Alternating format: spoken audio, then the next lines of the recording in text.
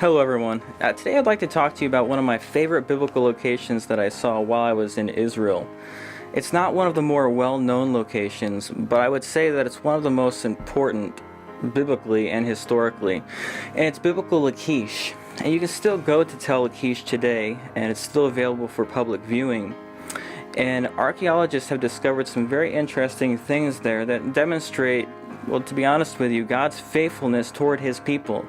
And you may be asking yourself, what does this location have to do with God's faithfulness?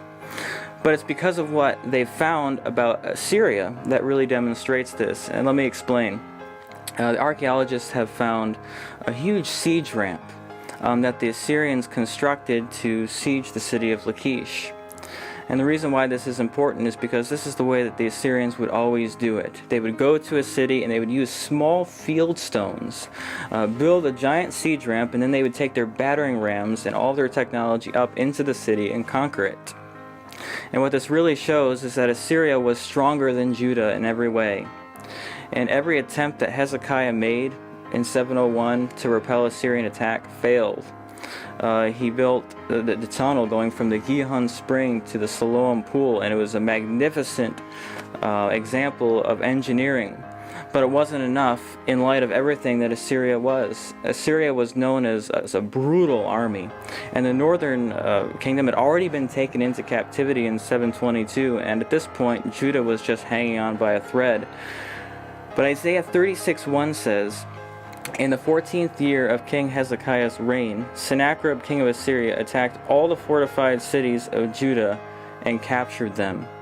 And Lachish was the most important city that Sennacherib conquered.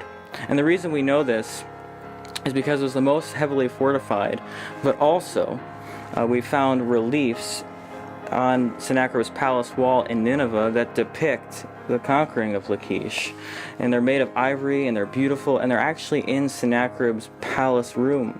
And this shows that Sennacherib was very proud of his conquering, very proud of taking Lachish.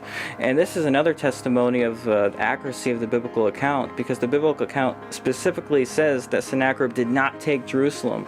And if he had taken Jerusalem, surely he would have boasted about that on his palace wall. So we see a few things here. We see that God's faithfulness is demonstrated, where the angel of the Lord went and he took out 185,000 of Assyria's troops. It wasn't anything that Hezekiah did, but it was all God. It was his faithfulness, and Hezekiah realized that he needed to lean on someone else other than himself. Even all of the attempts that the Judahites made to repel the attack at Lachish failed. They tried to put a giant counter ramp on top to try to repel the attack, and it didn't work. So this really demonstrates God's faithfulness toward His people.